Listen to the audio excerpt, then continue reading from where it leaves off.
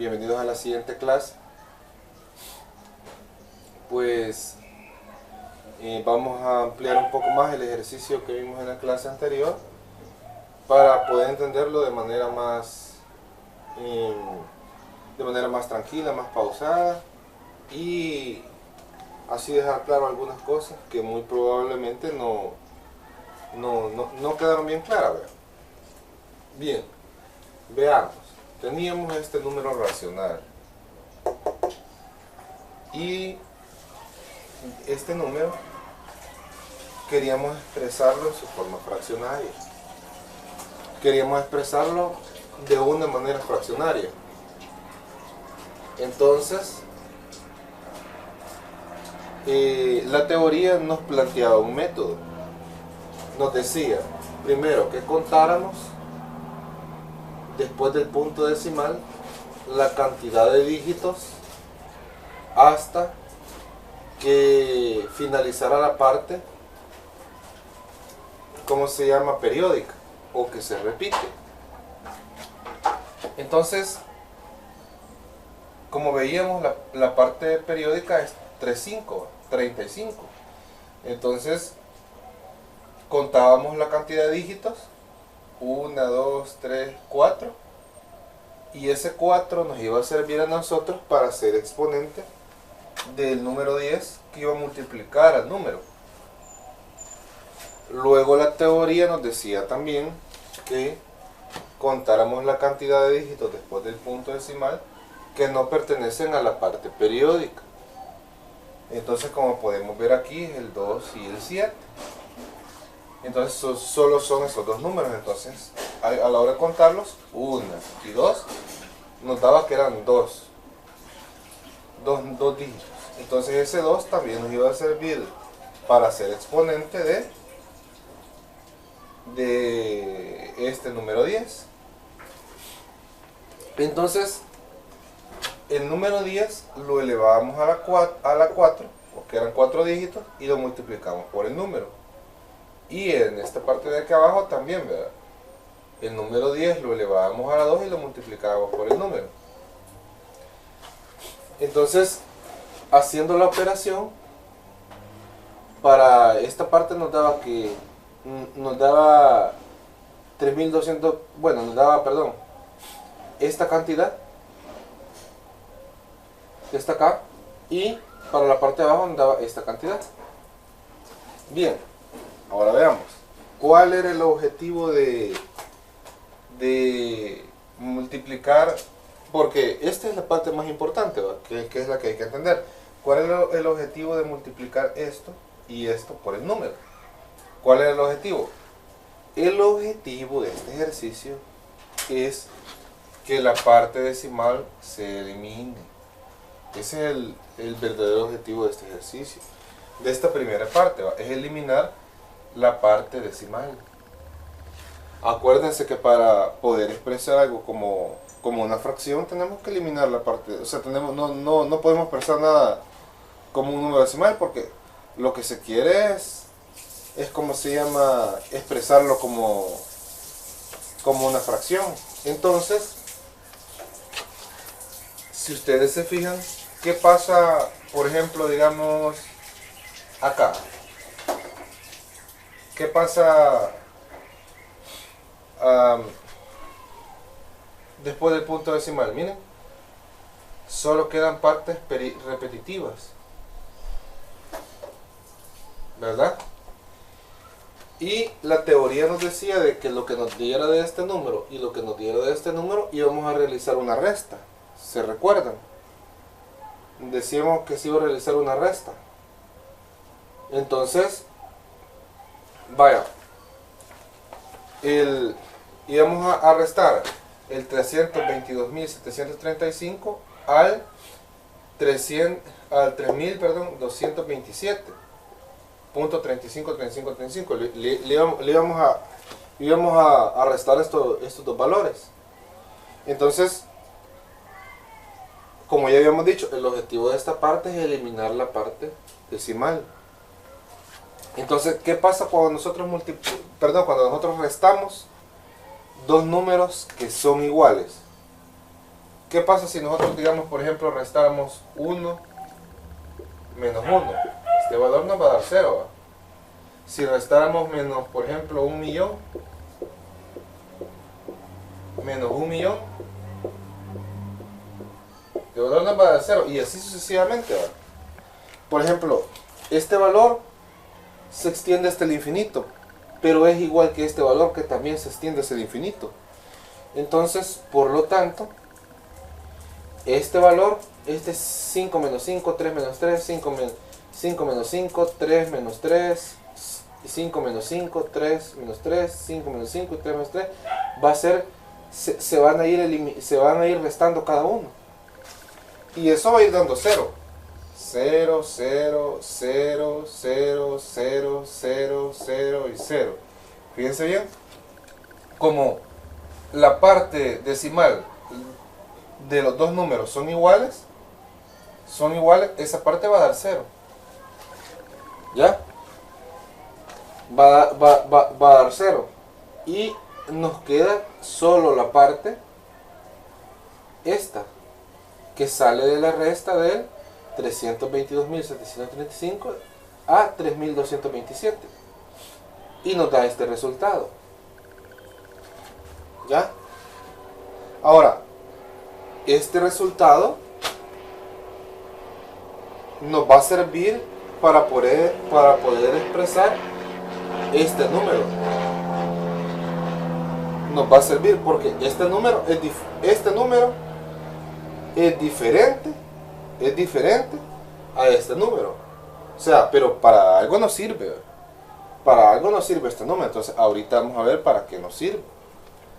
Eso es bien importante. Entonces, acuérdense que nosotros, este número tiene algún factor de este número. Tiene algo que ver con este número. Porque este valor ha salido de la multiplicación de este valor por 10 elevado a la cuarta y por 10 elevado a la 2. Entonces, lo que hacemos ahorita es que estos dos valores, este número es igual a la resta, de estos dos valores. Entonces lo expresamos de manera algebraica. Miren, 10 elevado a la cuarta por A menos 10 elevado a la 2 por A es igual a esto, porque es la operación que acabamos de hacer. Pero nosotros queremos llegar a este número. Queremos llegar al número que en un principio es el que queremos expresar como fracción. Entonces, veamos bien ahora. Lo que hacemos es sacamos la A como factor. Y si lo sacamos por el factor nos quedaría 10 elevado a la cuarta menos 10 elevado a la 2. Y esto lo pasamos a dividir al otro lado de la ecuación que acabamos de formular, ¿verdad? Entonces, 10 a la cuarta menos 10 a la 2 nos da esto, 9.900. Entonces, aquí como podemos ver, ya tenemos el número expresado como fracción. Ya tenemos lo único que nos quedaría es simplificarlo, y al simplificarlo nos da esto. Si ustedes hacen la división de esto entre esto, les va a dar el mismo número que teníamos aquí arriba. ¿Ya? Entonces, como ustedes pueden ver, esta forma de manipular este número racional que está escrito de manera decimal nos va a servir para pasarlo. Este mismo método nos va a servir para pasarlo en forma fraccionaria cuando se les pidan los ejercicios, para que ustedes lo puedan pasar de manera fraccionaria. ¿Cómo se llama? Este mismo método tienen que seguir. ¿Ya? Primero cuentan la cantidad de dígitos hasta la parte periódica, hasta la parte periódica, hasta que finaliza la primera parte periódica, la primera, no vayan a contar más, la primera. Luego, aquellos dígitos que no forman parte de la parte periódica, los multiplican. Ya, hacen la multiplicación esta y hacen esta multiplicación también. Luego, restan los dos valores, restan este valor y este valor. Y luego se van a dar cuenta que se les elimina la parte decimal. Miren, se les elimina y solo les queda este número. ¿Ve?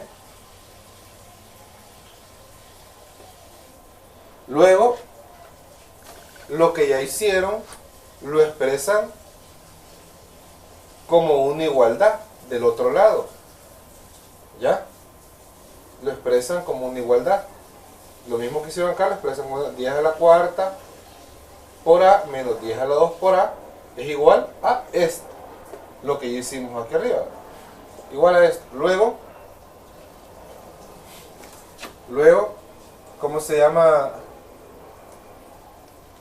Sacan la como factor. Si ustedes se fijan, la A la tienen ambos términos, la tiene 10 a la cuarta A menos 10 a la 2A. ¿Ya? Entonces la sacan como factor y luego despejan. Al hacer la resta de 10 a la cuarta A menos 10 a la 2A, les va a dar esto. Y ya ahorita ya tienen el número expresado prácticamente como una fracción. Bueno, esa es la explicación que teníamos que ampliar ahorita, ¿verdad?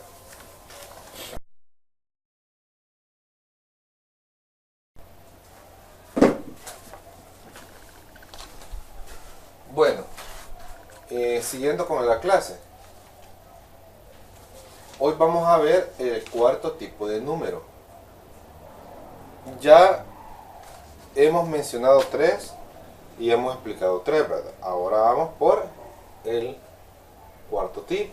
Por ejemplo, habíamos hablado en un principio de los números naturales, de los números enteros y de los números racionales.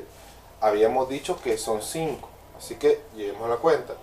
Naturales, enteros, racionales y este número cuarto que vamos a ver ahorita, que son los números reales. Vamos a ver qué nos dice la definición. Se definen como todos los números que pueden expresarse en una línea continua. Por tanto, incluyen a los números racionales y además a los números irracionales. Bien, fíjense que lo que nos dice la definición, se definen como los números que pueden expresarse en una línea continua, dice. Por tanto, incluyen a los números racionales y además a los números irracionales. ¿Qué es lo que habíamos venido diciendo en la clase anterior? Habíamos dicho que cada tipo de número que veníamos viendo formaba parte de un conjunto superior. Habíamos dicho de que, por ejemplo, que los números naturales eran un subconjunto de los números enteros. Luego decíamos que los números enteros eran un subconjunto de los números racionales. Ahora bien, los números racionales forman un subconjunto de los números reales. Un subconjunto de los números reales. Bien, que estos tienen a los números racionales, o sea, los que ya vimos, los números que ya vimos que se pueden expresar de forma fraccionaria y tienen su parte decimal, tiene parte repetitiva, más los números irracionales, Entonces, ¿cuáles son los números irracionales? Ahora vamos a ver qué nos dice el texto. entendiéndose como número irracional a aquel que no se puede escribir su parte decimal. El decimal sigue para siempre sin repetirse. Y nos pone un ejemplo. Bueno, esta parte hay que entenderla. ¿Se acuerdan que habíamos dicho que un número racional, cuando lo expresamos en su forma decimal, tiene que tener una parte periódica o una parte que se repite? Si no, no era número racional. ¿Se acuerdan?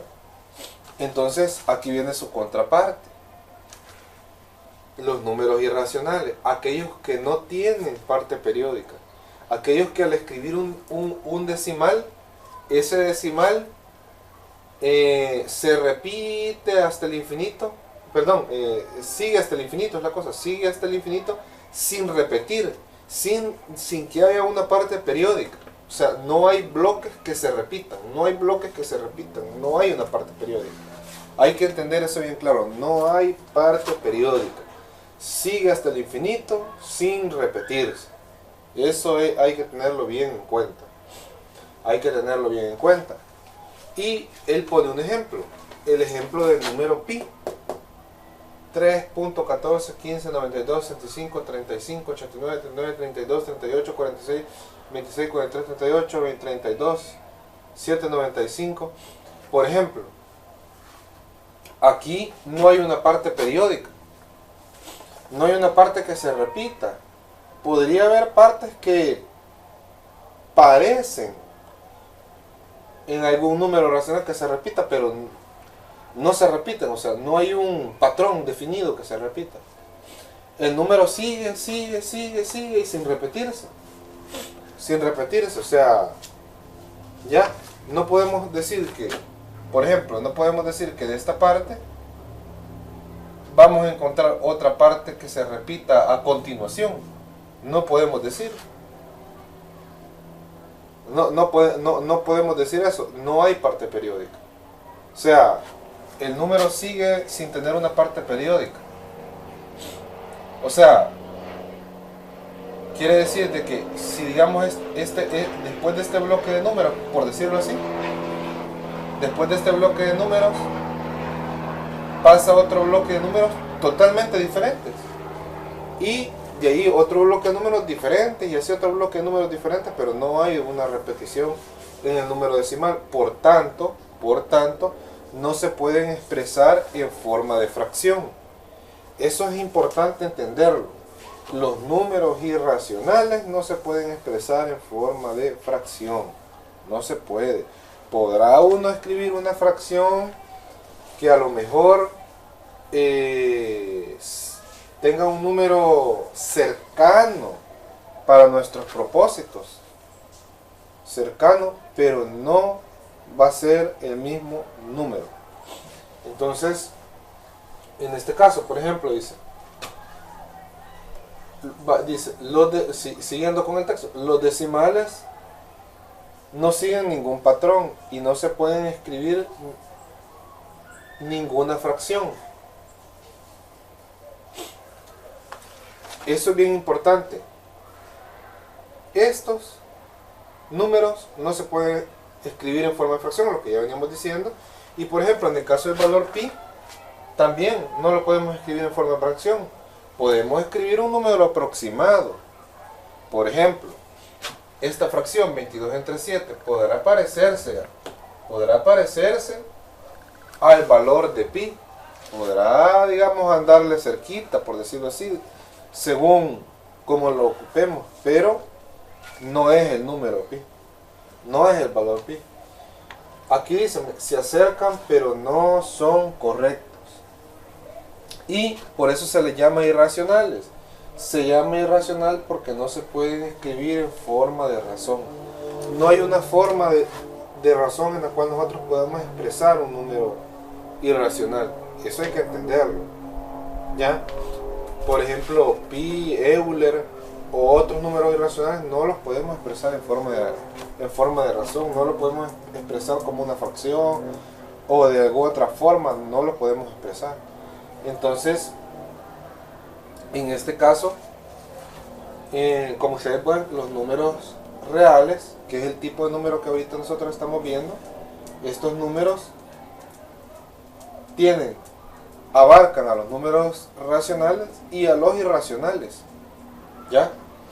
Acuérdense, los racionales son aquellos que su parte decimal llegamos a una parte periódica, y los irracionales son aquellos números que en su parte decimal siguen hasta el infinito sin repetirse. Siguen hasta el infinito sin repetirse, sin tener una parte periódica que se repita, que uno diga de aquí, después de este número, ponemos la misma cantidad y luego la misma cantidad, y luego eso no pasa con los irracionales. Los irracionales siguen y no tienen un patrón definido.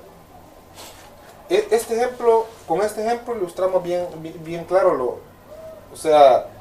lo que es el concepto de un número irracional. Y es importante tenerlo en cuenta. Más adelante nos vamos a dar cuenta de que todas estas definiciones nos van a servir para, ya cuando estamos definiendo algunos términos que se van a ver más adelante, ¿va? Bueno, con los números reales, este sería prácticamente lo que es el ejemplo que sería de poner, y ahorita vamos a pasar a otro tipo de número.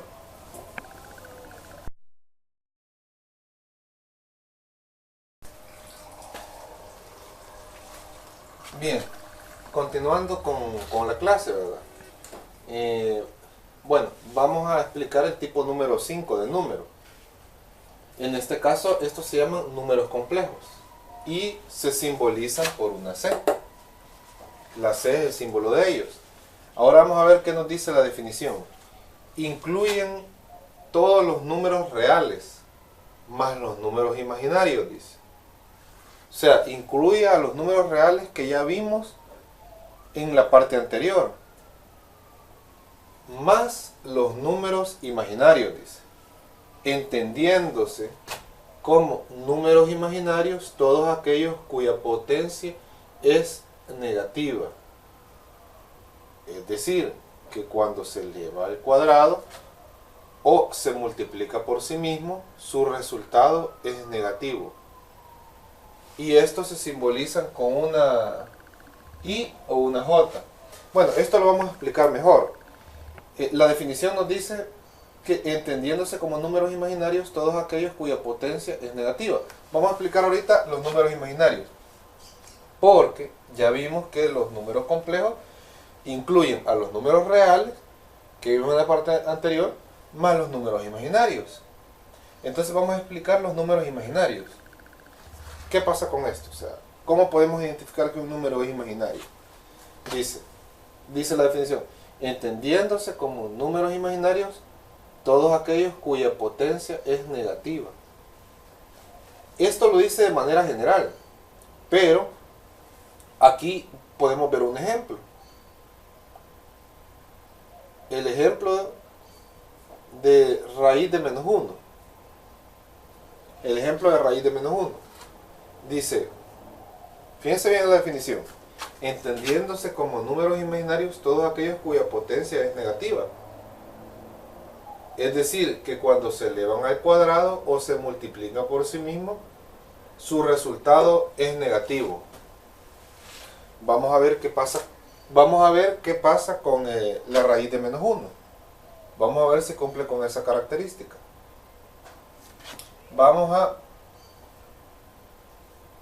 elevarlo, en este caso, al cuadrado. Si elevamos al cuadrado y esta raíz es una raíz cuadrada, o sea, una raíz par, entonces se elimina el radical y el menos 1 sale negativo. ¿Ya? O sea, hay que entender esto siempre y cuando, porque la definición lo dice de manera bien general, ¿verdad? El texto lo dice de manera bien general, pero esto hay que entenderlo de esta manera. Siempre y cuando nosotros tengamos una raíz par, por ejemplo, puede ser una raíz cuadrada, puede ser una raíz a la cuarta, ¿ya? O así sucesivamente, y la elevemos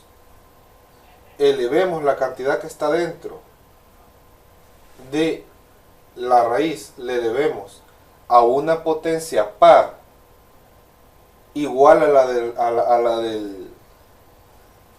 de la raíz. Si ese resultado da negativo, entonces el número que tenemos es un número imaginario. Es un número imaginario. Eso hay que entenderlo bien. Entonces tenemos el caso de cómo se llama, de aquí en este caso, ¿va? Que miren, este es un número imaginario que lo simbolizamos con una i. Y aquí comprobamos si realmente da negativo. Estamos comprobando la definición para saber si realmente es un imaginario. Entonces elevamos este número al cuadrado al mismo valor que la potencia de la raíz que tiene, del radical. Entonces venimos, ¿cómo se llama? Lo elevamos al cuadrado, esto elimina la raíz y nos queda el menos 1. Como pueden ver, el número es negativo tal como dice la definición. O como les acabo de explicar, siempre para hacer esta comprobación tendría que elevarse a la potencia par, de la raíz. Siempre tendría que hacerse eso de esa manera. Podemos verlo con otro ejemplo. Veámoslo con otro ejemplo. Vaya, por ejemplo, veámoslo con, digamos que tenemos raíz de menos 4. Entonces, ¿qué es lo primero que hacemos? Comprobar, vea. Comprobar. Tenemos si este número es un número efectivamente imaginario. ¿Qué potencia es la que está elevada a la raíz? Es al cuadrado. Entonces, vamos a elevar al cuadrado, ¿verdad? Se elimina la raíz y se elimina la raíz, los dos, el cuadrado por la raíz, se eliminan y nos queda, ¿ya?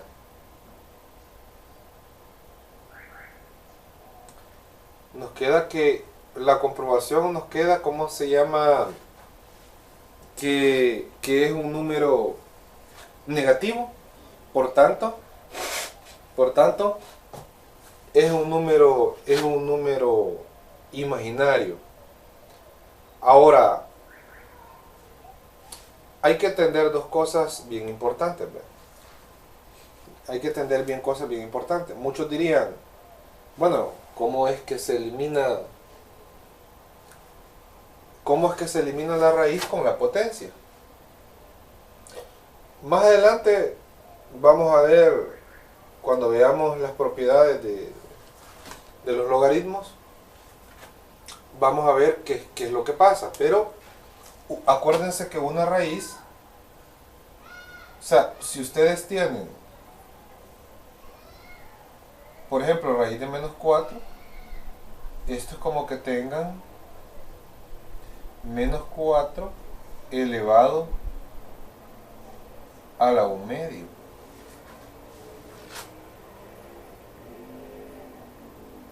¿Ya? Entonces, cuando nosotros hacemos la comprobación, esto es como que tengan esto.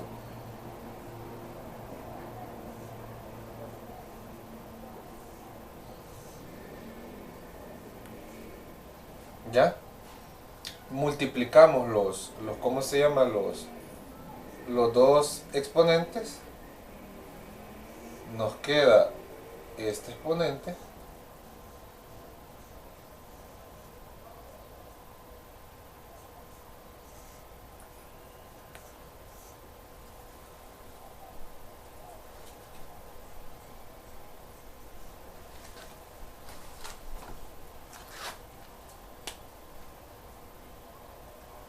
No, esto sería, digamos, la misma comprobación visto expresado ya como exponente, expresada la raíz como exponente, ¿verdad? Entonces, esto es para que vayamos viendo ya un poco lo que se va a ver más adelante.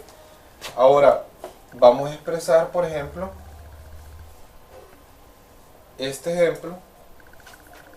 Vamos a expresar, por ejemplo,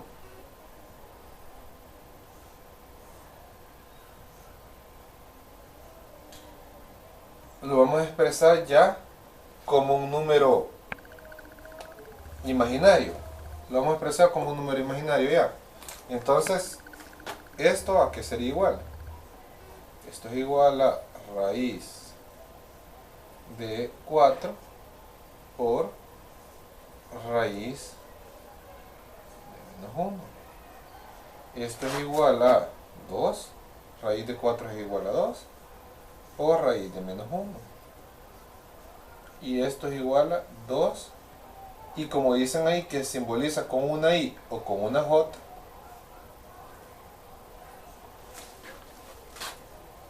o si nos gusta más utilizar la convención de la J,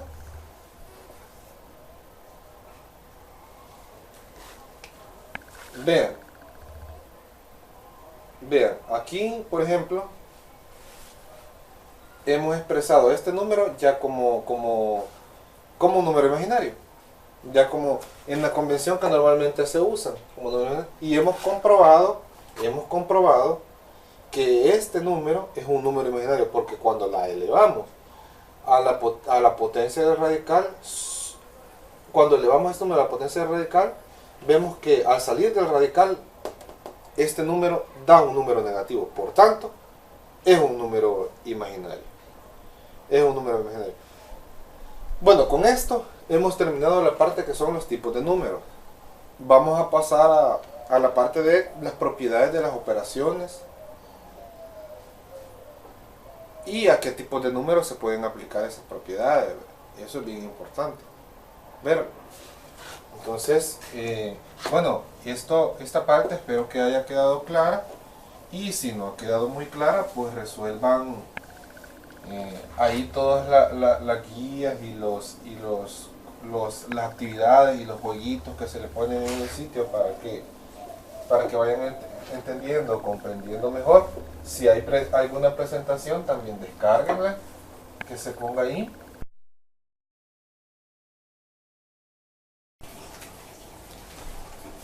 Bueno, pues continuando con la clase, ahorita vamos a dar el tema de propiedades básicas de las operaciones. Cuando nosotros querramos hacer alguna operación, pues la operación la podemos hacer y podemos aplicarle una propiedad a esta operación para de alguna manera poder manipularla. Bueno, eso conforme vayamos viendo las propiedades vamos a ir entendiendo de qué se trata. Vaya, la primera propiedad a la cual vamos a hacer énfasis se llama propiedad clausurativa. Vamos a leer qué es lo que nos dice. Esta propiedad especifica que el resultado de una operación indicada tendrá la misma naturaleza de las operaciones involucradas en ella. ¿Qué quiere decir? Que si, por ejemplo, digamos, nosotros tenemos el resultado de una operación antes de hacerla. En operación tenemos, digamos, los operandos son, por ejemplo, números naturales. El resultado tendría que ser un número natural.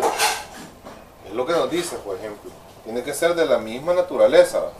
Si en operación los operandos son enteros, el resultado tendría que ser un entero. Entonces, vaya, vamos a leerla.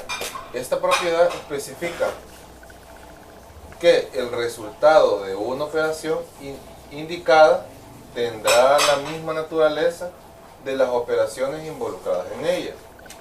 Lo mismo que acabamos de decir, ¿verdad? Ahora, si por ejemplo sumas dos enteros, el resultado siempre será un entero.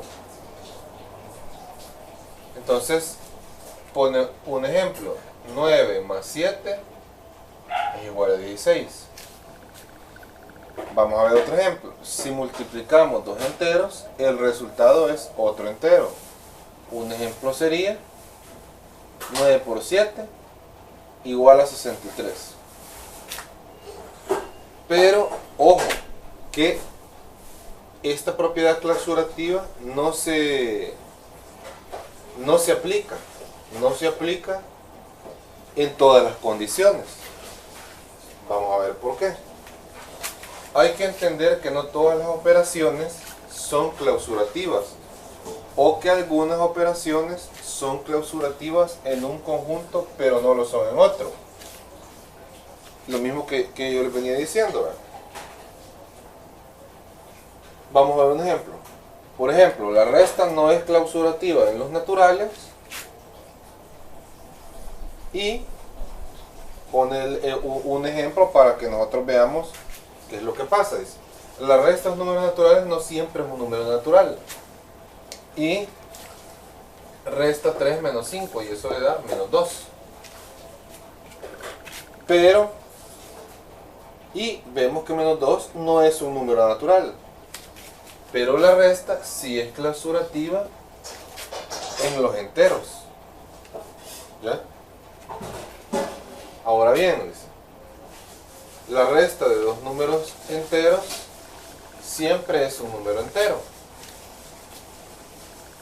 Luego nos dice que la división no es clausurativa en los enteros, pero sí en los reales, porque la división nos puede dar un número, por ejemplo, racional, y un número racional, por ejemplo, no es un número entero, pero sí es un número real. Entonces, en los reales sí es clausurativa.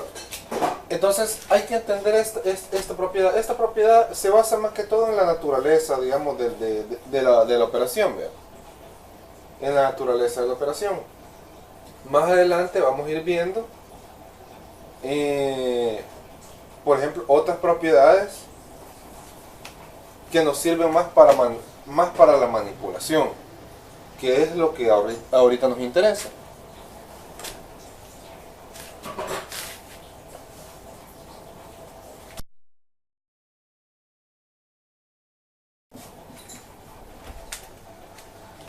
Bueno, continuando con la otra propiedad de las que vamos a ver, es la propiedad conmutativa. Vamos a ver qué es lo que nos dice. Una operación binaria es conmutativa cuando el resultado de las operaciones es el mismo, cualquiera que sea el orden de los elementos en los que se opera. Esta propiedad se aplica a la suma y a la multiplicación de la siguiente manera. Vaya, la propiedad conmutativa es una propiedad que se aplica a la suma y a la multiplicación. Es lo primero que hay que ver.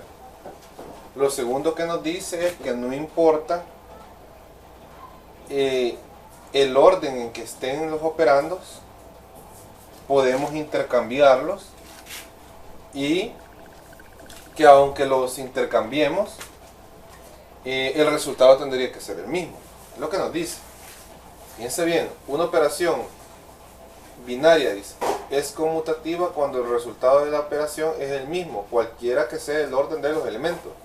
O sea, no importa el orden de los elementos, eso hay que tener bien claro, no importa el orden de los elementos, el resultado tiene que ser el mismo. Eso.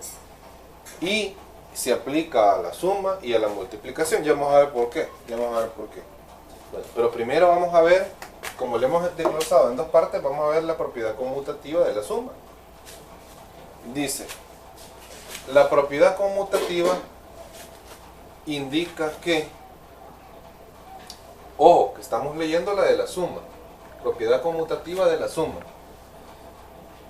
Bueno, volviendo a leer, La propiedad conmutativa dice, indica que al cambiar el orden de los sumandos, no cambiará el resultado. Y nos pone, por ejemplo, el siguiente ejemplo. Dice, si sumamos 5 más 3, nos va a dar 8. Fíjense bien cómo tenemos los elementos. Primero el 5 y después el 3. ¿Ya? Primero el 5 y después el 3.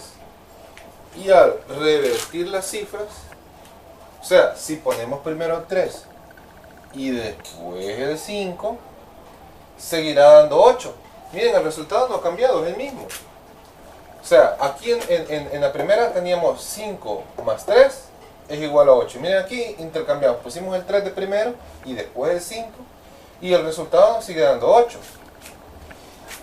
Y el mismo texto, esto comprueba que al alterar el orden de las cifras, el resultado será siendo el mismo.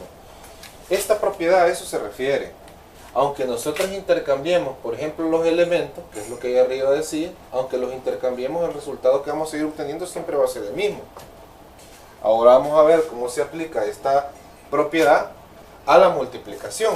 Entonces, por eso le hemos escrito de diferentes maneras. Propiedad conmutativa de la multiplicación. Vamos a ver qué nos dice.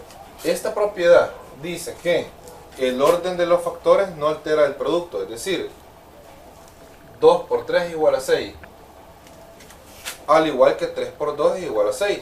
Miren, de la misma manera, aquí por ejemplo, primero estaba el 2 y después el 3. Luego en el siguiente resultado, miren, ponemos primero el 3 y luego el 2. ¿Y qué pasa con el resultado? Fíjense bien acá, 2 por 3 es igual a 6. Y aquí 3 por 2 es igual a 6. El resultado es el mismo. El resultado es el mismo. O sea, no importa el orden en que nosotros pongamos los elementos. Lo que nos dice la ley conmutativa es que podríamos intercambiar los elementos, poner uno primero, otro después, pero el resultado siempre nos va a dar el mismo. Dice, aunque los factores estén ordenados en distintas formas. Que es lo que yo les acabo de decir. Ahora bien, ¿por qué esta propiedad solo se aplica, por ejemplo, digamos, a la suma y a la multiplicación? Porque, por ejemplo, digamos, ¿qué pasa si nosotros tuviéramos, por ejemplo, en la división, si le quisiéramos aplicar esta propiedad a una división? ¿Qué pasa si nosotros tenemos 0 entre 2? Esto es igual a 0. Miren, fíjense bien. Fíjense bien en la división, ¿qué pasa? ¿Por qué no se le puede, esta propiedad no se le puede aplicar a la división? Miren, 0 entre 2 es igual a 0. ¿Qué pasa si intercambiamos los elementos? ¿Qué es lo que pasaría? Lo que pasaría es que nos quedaría 2 entre 0. Y esto es algo que es indefinido. ¿Ven? O sea, no se le puede aplicar a la división. No se le puede aplicar a la división. Porque el resultado cambia. Ya no es el mismo resultado el que nos da. Lo mismo pasaría en el caso de la resta. Por ejemplo, no es lo mismo que ustedes hagan, por ejemplo, 5 menos 3, ya, que esto le va a dar 2. ¿Qué pasa si intercambiamos los elementos? ¿Qué pasa si pasamos el 3 para acá y el 5 para el otro lado? ¿Qué creen que pasaría? Por ejemplo, vengamos y pongamos 3 menos 5, el resultado sería menos 2. O sea, el resultado ya no es el mismo. Por ejemplo, aquí nos da un número negativo y por tanto, esta propiedad no se le puede aplicar ni a la resta ni a la división. ¿Ya? Bueno, yo creo que con esta explicación ha quedado bien claro esta propiedad. Esta es una propiedad básica que tiene que quedar bien claro. Si no hubiera quedado claro, vamos a colocar unos ejercicios y unas actividades para que en esas actividades pueda quedar ya más claro lo que son la propiedad conmutativa. Pero yo creo que con esto ya queda bien evidenciado. Vamos a pasar a la siguiente propiedad.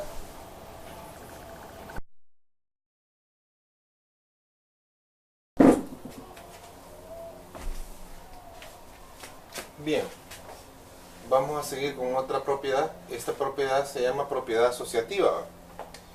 Y bueno, vamos a leer qué es lo que nos dice. Aparece en el contexto del álgebra y se aplica a dos tipos de operaciones, la suma y la multiplicación. ¿Qué ves bien lo que nos dice? Se aplica a dos tipos de operaciones, la suma y la multiplicación. Esta propiedad indica que Cuando aparecen 3 o más cifras, en estas operaciones el resultado no depende de la manera en que se agrupen los términos. Fíjense bien, aquí habla de agrupación. Se le llama ley asociativa. O sea, socios. Habla de socios, de agrupar términos. Y vuelvo a repetir, esta propiedad indica que cuando aparecen 3 o más cifras, en estas operaciones el resultado no depende de la manera en que se agrupen los términos. Ahora dice, vamos a seguir leyendo. Esto quiere decir que más allá de cómo se junten los diferentes números de la operación, la suma o la multiplicación ofrecerán el mismo resultado. Ofrecerán el mismo resultado, dice. El agrupamiento, por tanto, no tiene que ver con el resultado que se obtiene. En el caso de la suma, dice, la propiedad asociativa indica que la forma en que se juntan los sumandos no incide en el resultado de la operación. Veamos el funcionamiento de esta propiedad a través de una expresión algebraica y de un ejemplo. Bien. Lo que nos dice la propiedad asociativa es que nosotros podemos asociar estos términos y realizar esta operación primero y después esta operación, ¿ya? Y después esta operación, y el resultado va a ser igual que realicemos esta operación primero y después esta. Sería el mismo resultado en el caso, digamos, para la suma, ¿verdad? Va a ser el mismo resultado. En el caso, digamos, de la multiplicación, igual. Por ejemplo, si ustedes tienen, digamos,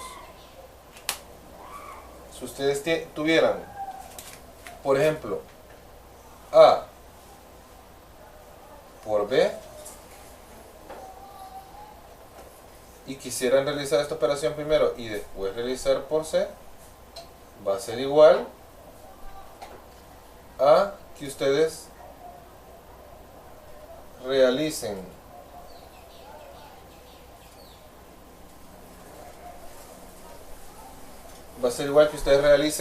B por C y después por A. O sea, eso es lo que nos quiere decir, digamos, esta propiedad. Es una propiedad asociativa. No importa que asociemos estos términos y saquemos un resultado de este primero, saquemos un resultado de ellos y después lo sumemos a este, en el caso de la suma. Daría el mismo resultado que primero busquemos asociar estos términos, hacer esta operación primero y después esta. ¿Ya? O sea, el resultado no cambiaría. Eso es bien importante tenerlo en cuenta. A esto se refiere. Vamos a entrar con unos ejemplos ya más detallados como para poder ver cómo se llama, ver qué es lo que pasa. Vamos a hacer unos ejemplos más.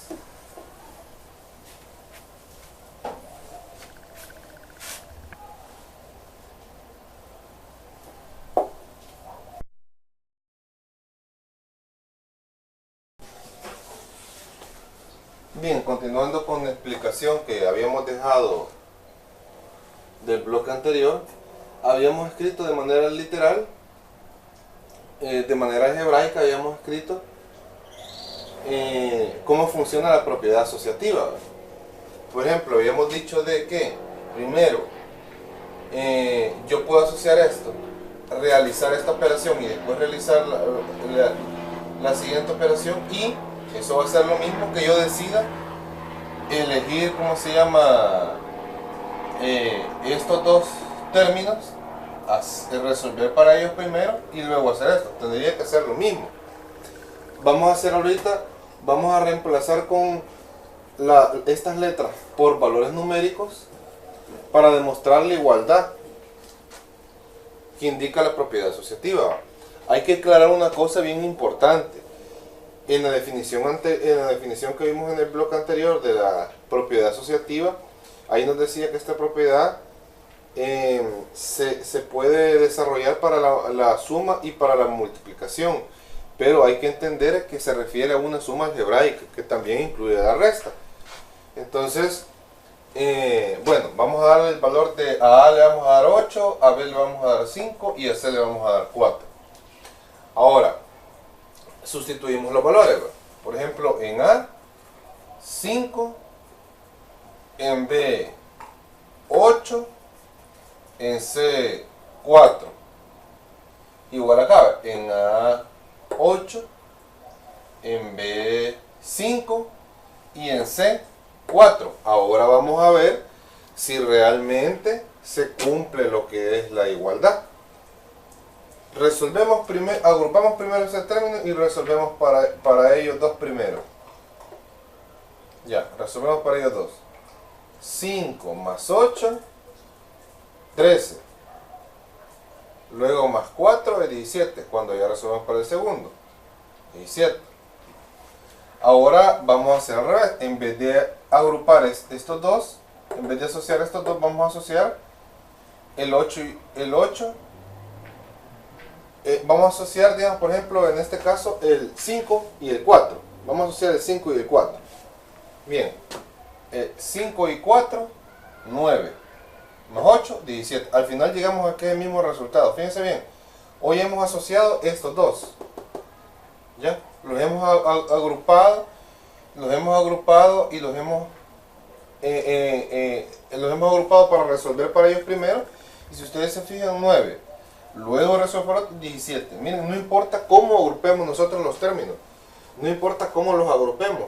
Siempre y cuando, digamos, estemos realizando una suma o una multiplicación, esta propiedad se va a cumplir. Que no importa cómo los agrupemos, el resultado siempre va a ser el mismo. Entonces, aquí lo podemos ver bien claro, miren. 5 más 8, 13. Luego más 4, 17.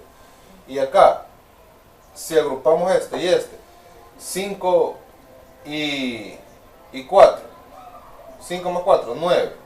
Luego más 8, 17. El mismo resultado para los dos, agrupando diferentes números. Vamos a ver otro ejemplo. Por ejemplo, aquí vamos a agrupar el 2 y el 6 primero. Resolvemos para ellos, nos da 8. Luego hacemos la siguiente operación. 8 más 4, 12. Bien, ahora vamos a hacer lo contrario. Vamos a agrupar 6 y 4. 6 más 4 da 10. Más 2, 12. Como pueden ver, el mismo resultado. Nada ha cambiado, llegamos al mismo resultado. Este tipo de propiedad de manipulación nos va a servir más adelante, cuando ya empecemos a hacer algebraicamente un montón de procedimientos. Bueno, vamos a ver cómo se aplica para el caso de la multiplicación. Vamos a leer qué es lo que nos dice el texto. Para el caso de la multiplicación ocurre lo mismo, ya que en este caso el resultado no depende del agrupamiento de los factores. Si seguimos trabajando con los valores del ejemplo anterior, vamos a trabajar con los mismos valores, 8, 5 y 4. Entonces, si expresamos esto algebraicamente, tenemos que si nosotros agrupamos A y B y después lo multiplicamos por C, no importaría que, ¿cómo se llama?, de que agrupemos B y C y después lo multiplicamos por A. El resultado debería de ser el mismo. Veamos, sustituyendo los valores que pasa. Sustituimos el A por el 8, el B por el 5 y el C por el 4. 5 por 4, perdón, 8 por 5, 40. 8 por 5, 40. 8 por 5, 40. ¿Ya? Luego, resolvemos para el siguiente. 40 por 4, 160. Ahora, en vez de agrupar estos dos, vamos a agrupar el B y el C. Resolvemos, ¿cómo se llama?, B y C. Vaya, sustituimos la B por el 5, el C por el 4 y el A por el 8. Y comenzamos a trabajar. ¿Va? Primero el término que deseamos agrupar, que en este caso va a ser el 5 y el 4 primero. 5 por 4, 20. ¿Ya? Y luego 20 por 8, 160. Como pueden ver, el resultado de esta indica que va a dar lo mismo. Esta propiedad indica que el resultado va a ser igual independientemente de cómo nosotros asociemos los términos que en ese momento estemos ocupando. Eso es tenerlo bien claro, que en ese momento estemos ocupando. Vaya, y bueno, esta propiedad yo creo que es bastante explícita por sí misma. No hay mucho de qué ¿cómo se llama? De qué explicar. De todos modos, si hubiera alguna complicación, pues sería bueno que le diéramos lectura a la guía y también a las actividades que nos van a ayudar a aclarar, ¿verdad? Aclarar cualquier duda. Pues vamos a pasar a la siguiente propiedad.